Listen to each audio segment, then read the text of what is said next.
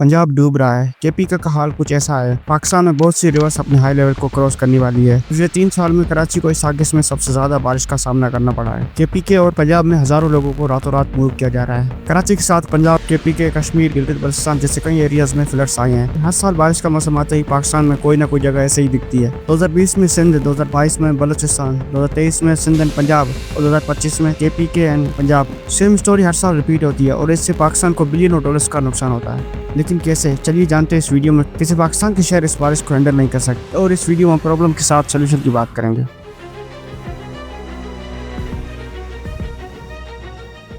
15 अगस्त के फ्लड्स की वजह से केपीके में 350 लोगों ने अपनी जान गंवाई। 200 से ज्यादा लोग बिछड़ गए। 800 घरों को नुकसान हुआ, जिसमें से 350 घर पूरी तरह से तबाह हो गए। कराची में भी हाल ऐसा ही है। 7 लोगों ने अपनी जान गंवाई। कराची में कई रोड्स ब्लॉक्ड है और लोग फंसे हुए। कश्मीर में कई सौ घर फ्लड्स की वजह से बह गए। इस फ्लड्स को क्लाउड बस्ट एक रीजन बताया जा रहा है, लेकिन क्या ये पूरा सच है? शॉर्ट टर्म में हाँ, क्लाउड बस्ट से ये तबाही हो रही है, लेकिन लॉन्ग टर्म में लैक ऑफ प्लानिंग इस तबाही का ज्यादा जिम्मेदार लगता है। पहाड़ी एरियाज में क्लाइमेट चेंज का इम्पैक्ट 3 तरह से होता है। बढ़ते हुए टेम्परेचर की वजह से कम टाइम में ज्यादा बारिश होती है। पिघलते हुए ग्लेशियर नदियों का लेवल बढ़ाता है और नदी के किनारे बिना सोचे हुए डेवलपमेंट जो आगे जाकर डिजास्टर बन जाता है। हर साल पाकिस्तान में किसी न किसी प्रोविंस में फ्लड्स आते हैं और पूरे पाकिस्तान में हर 3 साल में एक बड़ा फ्लड्स आता है, फिर भी कोई इंप्रूवमेंट नहीं दिखती। अर्बन फ्लडिंग पाकिस्तान के लिए बड़ा प्रॉब्लम है, जिससे पाकिस्तान की इकोनॉमी को हर साल बिलियंस ऑफ डॉलर्स का नुकसान होता है। पाकिस्तान के 2010 के फ्लड्स में टोटल 43 बिलियन डॉलर्स का नुकसान हुआ था और 2022 के फ्लड्स में 30 बिलियन डॉलर्स का नुकसान हुआ था और 2025 में कई बिलियन डॉलर्स का नुकसान हो रहा है। फ्लड्स की वजह से हर साल पाकिस्तान की इकोनॉमी को 2 से 5% तक का लॉस होता है। फ्लड्स की वजह से लोगों का घर बह जाते हैं, बीमारी फैलती है, लोग अपनी प्रोडक्टिविटी लॉस करते हैं। क्लाइमेट चेंज की वजह से हमारी एनवायरनमेंट के साथ हमारी इकोनॉमी को भी नुकसान होता है। क्लाइमेट चेंज की वजह से मौसम बिगड़ने लगे हैं। साइंटिस्ट के मुताबिक फ्यूचर में रेन्स इरेगुलर होंगी, मतलब महीने में कुछ दिन बारिश होगी लेकिन बहुत ज्यादा बारिश होगी, जो आज पाकिस्तान के कई शहरों में देख रहे हो। फ्लड्स होती क्यों? फ्लड्स नेचुरल है। फ्लड्स की वजह से नदियों में नई मिट्टी आती है, जो नदियों के आसपास के एरिया को ज्यादा फर्टाइल बनाता है। लेकिन इसका सबसे बड़ा प्रॉब्लम है अनप्लान्ड डेवलपमेंट, जो फ्लडिंग का रीजन बन जाता है। ये है वियतनाम। पाकिस्तान की तरह यहाँ भी बहुत बारिश होती है, लेकिन फिर भी गूगल पे आप वियतनाम सर्च करोगे तो आपको इनके शहर कुछ ऐसे दिखेंगे, क्योंकि इनके शहर वेल प्लान्ड है, जबकि पाकिस्तान के शहर अनप्लान्ड है। इससे पूरे शहर कंक्रीट से भर जाते हैं और नेचुरल ड्रेनेज सिस्टम खत्म हो जाता है। ओवर पॉपुलेशन की वजह से कराची में ऐसे कई नालों के किनारे स्लम्स बने हुए हैं और ये स्लम्स अपना सारा कचरा इन नालों में फेंकते हैं। इसके रिजल्ट में नदी का पानी रुक जाता है और बारिश के टाइम पे इस कचरे की वजह से ही नदी का लेवल बढ़ जाता है। स्लम्स में अवेयरनेस की जरूरत है, क्योंकि सफाई ना होने से सबसे ज्यादा नुकसान उन्हें ही होता है। हम अपने शॉर्ट टर्म बेनिफिट के लिए एनवायरनमेंट का लॉन्ग टर्म नुकसान करते हैं, जिसकी कीमत हमें ही चुकानी पड़ती है। शहरों में पहले ओपन ग्राउंड्स होते थे,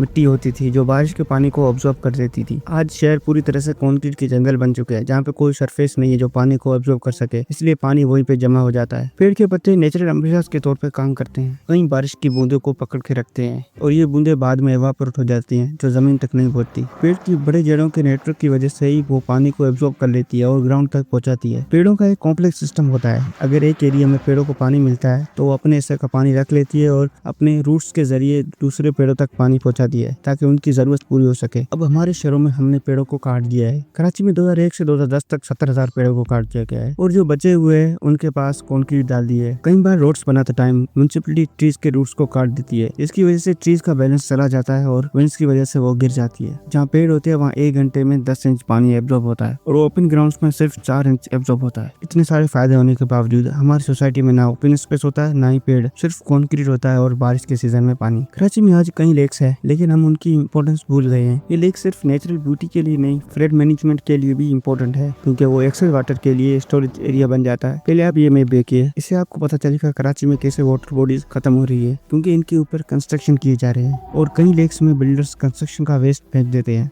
और ये एक इंजर लेक आज कराची के 60% वाटर की नीड को पूरा करती है और ये आज सबसे पोल्यूटेड लेक्स में से एक है। इन्हें मैंग्रोव्स कहते हैं। ये दिखाता है मैंग्रोव कैसे कोस्ट को बचाते हैं। बहुत से शहरों में मैंग्रोव्स या वेटलैंड एरिया होते हैं, जहाँ पे पानी जमा होता है, कुछ दलदल जैसा। ये एरियाज लगते तो वेस्ट ऑफ स्पेस है, लेकिन वेटलैंड फ्लड मैनेजमेंट के लिए इंपॉर्टेंट होते हैं, क्योंकि वो पानी को एब्जॉर्ब करते हैं और इस फ्लड के पानी को शहरों तक आने से रोकते हैं। कराची जैसे शहर में 12 साल में 200 हेक्टेयर मैंग्रोव्स खत्म हो गए हैं। सिंध में 80% वेटलैंड डैमेज है। एग्रीकल्चर एंड अर्बनाइजेशन डिफोरेस्टेशन की वजह से कई वेटलैंड्स हम खो चुके हैं और इन वेटलैंड्स में मिट्टी भर के बिल्डर्स को सस्ते रेट्स में बेचा जाता है। हेवी रेनफॉल होने पर इन एरियाज में फ्लडिंग का चांस बढ़ जाता है। वेटलैंड्स एंड मैंग्रोव्स हमें फ्लड से बचा सकते हैं। पहला सोल्यूशन है रेन वाटर हार्वेस्टिंग। आपने नोटिस किया होगा कि पाकिस्तान में कुछ मंथ्स में बहुत ज्यादा बारिश होती है, फ्लड्स होते हैं, लेकिन बाकी टाइम में पीने के लिए भी पानी नहीं होता। हमारे ये कंक्रीट के जंगल पानी को मिट्टी में एब्जॉर्ब नहीं होने देते और रेन वाटर हार्वेस्टिंग इस प्रॉब्लम को सॉल्व करता है। इसका प्रोसेस बहुत ज्यादा सिंपल है। इसमें आपको घर के आसपास एक गड्ढा खोदना होगा जहाँ पे पानी जमा हो सके। फिर इस गड्ढे में पत्थर भरने होंगे ताकि इस पानी में मच्छर ना आ सके। फिर पाइप से इस गड्ढे को रूफटॉप से कनेक्ट करना होगा ताकि पानी रूफटॉप से सीधा इस गड्ढे में जाए। इस तरह से गड्ढे में जो पानी कलेक्ट होगा वो धीरे धीरे ग्राउंड में एब्जॉर्ब होगा। दूसरा सोल्यूशन है रेन गार्डन्स। न्यूयॉर्क भी पाकिस्तान की सिटीज की तरह बिजी सिटी है और ओवर पॉपुलेशन की प्रॉब्लम वहाँ भी है, लेकिन क्राउड के साथ साथ गार्डन भी है। हर न्यूयॉर्कर एक गार्डन से सिर्फ 10 मिनट की दूरी पे रहता है। न्यूयॉर्क में 2021 में साइक्लोन की वजह से फ्लड्स आए थे। उसके बाद अथॉरिटीज ने डिसाइड किया कि वो हर एरियाज में छोटे छोटे गार्डन्स बनाएंगे जो पानी को सोख कर सके। न्यूयॉर्क में 23 वैसे गार्डन्स बनाए जा रहे हैं। ये गार्डन्स रेगुलर रोड लेवल से थोड़े लो लेवल पे बनाते हैं ताकि पानी इसमें फ्लो हो सके। इससे पानी रोड पर नहीं ग्राउंड में जाएगा और ग्राउंड वाटर बनकर साल भर बेनिफिट देगा और इन्हें रेन गार्डन्स कहते हैं। रेन गार्डन्स टिपिकल गार्डन से 30 गुना ज्यादा पानी एब्जॉर्ब करता है और इन्हें कहीं भी बनाया जा सकता है, फ्लाईओवर के नीचे, बिल्डिंग के आसपास, कहीं भी जहाँ पे पानी डाइवर्ट हो सके। अगर आपकी अथॉरिटीज या हाउसिंग सोसाइटी ऐसा प्रोजेक्ट करना चाहती है तो यहाँ पे रिसोर्सेज पड़ सकती है। तीसरा सोल्यूशन है स्पॉन्ज सिटी। चाइना में स्पॉन्ज सिटी का कॉन्सेप्ट पॉपुलर हो रहा है। स्पॉन्ज सिटीज में अथॉरिटीज फ्लोर में जितना हो सके उतना ओपन एयर रखते हैं और वहाँ पे पेड़ लगाते हैं। बीजिंग में 2012 में फ्लड्स हुए थे।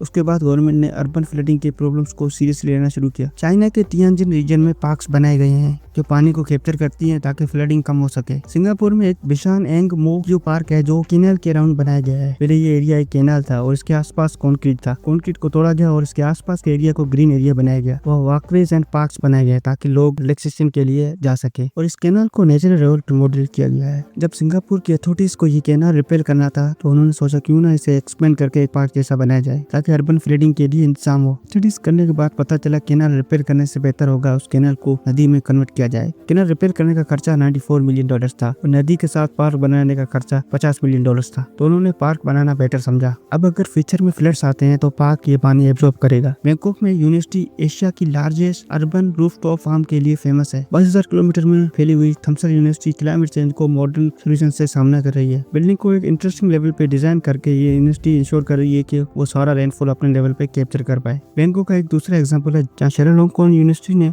अपने ओपन स्पेस को सेंट्रल पार्क जैसा ओएसिस बनाया है और वो भी बैंकॉक के बीचों बीच। ये पार्क स्पेशली डिजाइन किया है ताकि जब फ्लड्स आए वो ज्यादा से ज्यादा पानी पकड़ सके। रेस्ड प्लेटफॉर्म अपने लेवल पर पानी एब्जॉर्ब करते हैं और लोगों को रिलैक्स करने के लिए स्पेस भी देते हैं। ये सारी ग्रीन रूफ्स और पार्क पेड़ की जड़ों की तरह पानी एब्जॉर्ब करती है और जो पानी एब्जॉर्ब नहीं होता वो कलेक्ट किया जाता है ताकि बाद में ग्राउंड में एब्जॉर्ब हो सके। इस पार्क से जितना पानी सेव होता है उतना पानी इस पार्क को 20 दिन तक सस्टेन कर सकता है। पाकिस्तान भी ये सोल्यूशन एडॉप्ट कर सकता है और हमारे पास भी बहुत इनोवेटिव माइंड्स है। फिर भी हमारी सिटीज बैड डिसीजन की वजह से तबाह हो रही है। Green roof, green garden, rain water harvesting ये सब टिप एंड ट्रिक्स अफोर्डेबल है और लॉन्ग टर्म में रिजल्ट देते हैं और इन्हें एडॉप्ट करना हमारे लिए जरूरी है।